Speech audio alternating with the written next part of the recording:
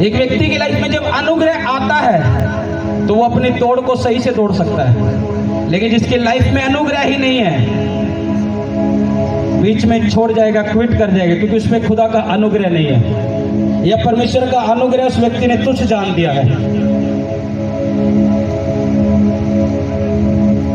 अगर परमेश्वर का अनुग्रह है एक व्यक्ति की लाइफ में तो वो अपनी दौड़ को पूरी करेगा, जो खुदा ने जिस दौड़ के लिए उसे रखा है। अगर अनुग्रह को तुच्छ जान दिया तो वो दौड़ नहीं पाएगा, क्विट कर जाएगा, छोड़ जाएगा बीच में। और शैतान यही चाहता है कि एक व्यक्ति परमेश्वर के अनुग्रह से वंचित रह जाए, परमेश्वर की ग्रेस से वंचित रह जाए। कहीं ऐसा ना हो इस दौड़ को दौड़ कर ये जीत पाए।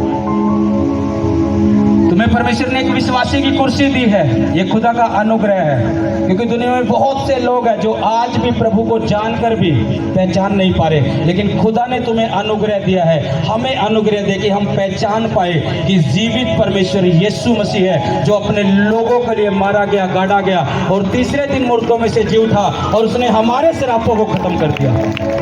हम जान चुके हैं ये खुदा का अनुग्रह हुआ है, इसलिए आज आप यहाँ बैठे हो, मैं यहाँ खड़ा हूँ, खुदा की महिमा कर रहा हूँ, आप सुन रहे हो परमेश्वर की महिमा के लिए।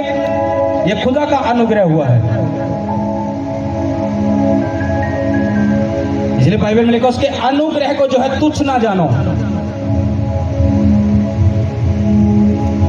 परमेश्वर ने तुम्हें एक विश्वासी की सीट दी, उसे संभाल के रखो।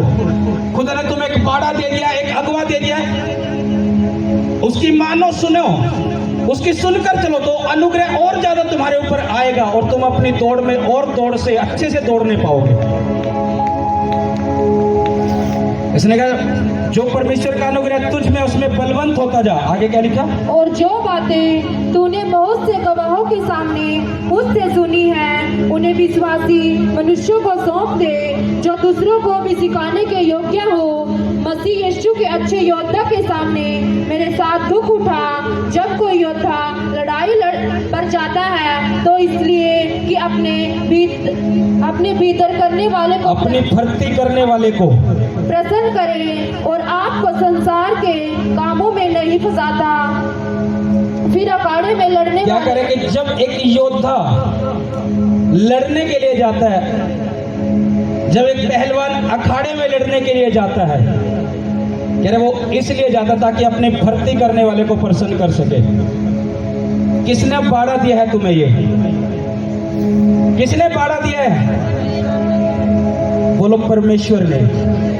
किसने दिया ये बाड़ा तुम्हें? किसने भर्ती किया तुम्हें यहाँ? अगर परमेश्वर ने भर्ती किया है तो वचन कह रहा है कि अगर जिसने भर्ती किया है वो अपने भर्ती करने वाले को खुश करे, प्रसन्न करे, इस रीति से वो चले। कह रहा है अगर अखाड़े में लड़ने वाला विधि के अनुसार ना लड़े तो मुकुट नहीं पाता। जब दो पहलवान अगर कुश्ती लड़े, अगर वो विधि के अनुसार ना लड़े, नियम के अनुसार ना लड़े तो उनको मुकुट नहीं मिलता। अगर नियम से बाहर होकर अगर वो जीत भी गए और वो बोले कि मैं जीत गया, तो उसको मुकुट नहीं मिलता, उसको बाहर कर दिया जाता है कि तू नियम से बाहर लड़ा है इसलिए तू बाहर है, तेरे लिए मुकुट नहीं है, तेरे लिए बाहर है, तो इस योग्य नहीं है। उस खिलाड़ी को बाहर कर दिया जाता है जो नियम के बाहर होकर लड़ता है। लेकिन जो नियम में एक व्यक्ति, एक खिलाड़ी जब दुख भी उठाता रहता है और दुख उठाकर भी वो फिर भी नियम से लड़ता है, अपने सामने वाले के साथ नियम में होकर लड़ता है, और जब नियम में होकर लड़कर जब वो जीतता है तो उस खिलाड़ी को मुकुट मिलता है।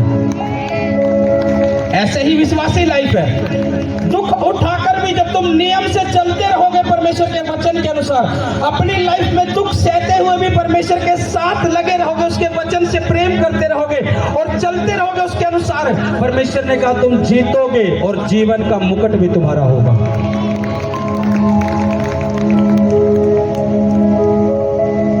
मसीह में आना सिर्फ ये संसारिक आशीषों के लिए नहीं बैठे आज हम यहाँ, संसारिक आशीषों के लिए नहीं है। संसारिक आशीषें यहीं तक है, यहीं नाश हो जाएगी, लेकिन जो आत्मिक आशीषें हैं जिसके लिए हम दौड़ रहे हैं, वो खुदा का घर, वो स्वर्ग जिसकी दौड़ को हम पा रहे हैं, वो जीवन का मुकुट। मेन मकसद हमारा ये है कि मसीह में चल के हम उस जीवन के मुकुट को पा सके। ये हमारी असली दौड़ है। ये नहीं कि मुझे संसारिक आशीष ही चाहिए, मुझे उस मुकुट से कोई मतलब नहीं है जो प्रभु ने मेरे लिए रखा है। नहीं, असली दौड़ तो वही है, स्वर्ग राज्य की खोज में रहो। संसारिक वस्तुएं तो मिलती जाएगी, मांगनी भी नहीं पड़ेगी, मिलती जाएगी, लेकिन उस दर्शन की ओर दौड़ो जिस मुकुट के बारे में यीशु मसीह कह रहा है, वो जीवन का मुकुट देगा। उस मुकुट की ओर दौड़ो। जब तुम स्वर्ग राज्य की खोज में लगे रहोगे, संसारिक वस्तुएं अपने आप मिलेगी, बरकत अपने आप मिलेगी, और वो जीवन का मुकुट भी हमारा होगा। इसलिए सिर्फ अपने ध्यान को यहां तक, संसारिक चीजों तक मत रखो। हमारी दौड़ वहां की है, आगे की। और उसने कहा दौड़ में दौड़ते तो सभी है, मुकुट एक ही पाता है। दौड़ ऐसी दौड़ो कि जीतो, दुख में भी दौड़ो, दुख में भी दौड़ो, सुख में भी दौड़ो। हालात कैसे क्यों ना प्रभु में दौड़ो, बढ़ते जाओ, प्रार्थना में बढ़ते जाओ, उसकी हजूरी में बढ़ते जाओ, उसके उपवास में बढ़ते जाओ, उसके कामों में बढ़ते जाओ, दौड़ते जाओ, जीत पाओगे यीशु मसीह के नाम से।